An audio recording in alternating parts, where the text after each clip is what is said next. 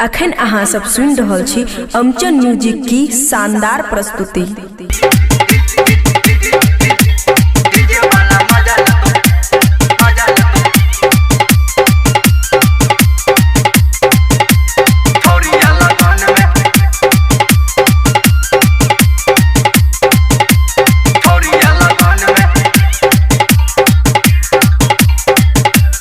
Studio बलुआहा मिले जे छौड़ी अली कनियो न डर गे जाने मारे बहु नाजुक कमर के मिले जे छौड़ी अली कनियो न डर गे जाने मारे बहु नाजुक कमर के धीरे से लजबो गे बन में गे बगान में गे बगल में डीजे वाला मजा ले तो छोड़िया लगन में डीजे वाला मजा ले तो छोड़िया लगन में डीजे वाला मजा ले तो छोड़िया लगन में गे डीजे वाला मजा ले तो छोड़िया लगन में मिले जे छोड़ी अली कनियो न डर गे जाने मारे बहु नाजुक कमर के धीरे से लजबो गे बन में गे बगान में गे बगल में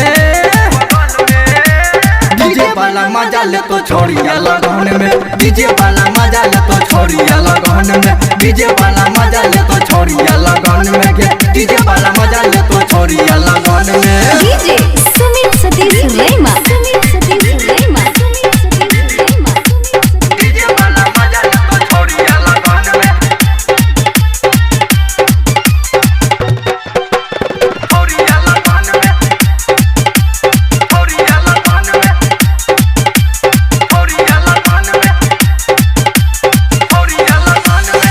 ऊपर लागई छो बढ़िया बरांड के चिकन लागई छो भितरी करांड के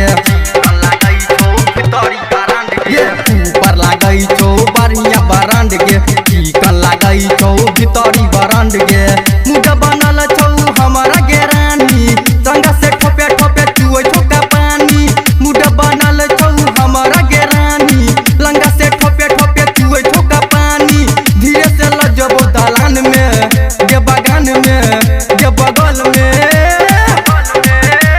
डीजे वाला मजा ले तो छोड़िया लगन में डीजे वाला मजा ले तो छोड़िया लगन में डीजे वाला मजा ले तो छोड़िया लगन में गे डीजे वाला मजा ले तो छोड़िया लगन में डीजे वाला मजा ले तो मजा ले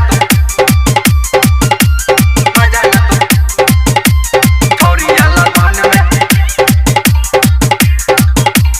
खुशी रिकॉर्डिंग स्टूडियो बलुआहा। खाई के मन करो कते दिन खजाना गीत गाबै छौ नीति से दीवाना गे खाई के मन करो कते दिन खजाना गीत गाबै छौ नीति से दीवाना प्रकाश डीजे सुभाष संजय छे टॉप गे धीरे से ले तो जबनिया के लोक गे प्रकाश डीजे संजय सुभाष से टॉप गे दूरे से ले तो जबनिया के लोक गे धीरे से लजे तो दलान में गे बगान में गे बगल में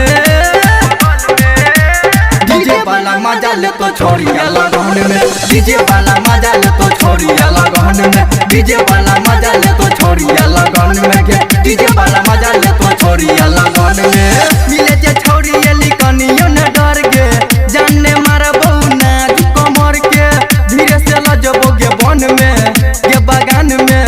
गे बगल में डीजे वाला मजा ले तो छोड़िया लगन में डीजे वाला मजा ले तो छोड़िया लगन में डीजे वाला मजा ले तो छोड़िया लगन में गे डीजे वाला मजा ले तो छोड़िया लगन में खुशी रिकॉर्डिंग स्टूडियो बलुआहा।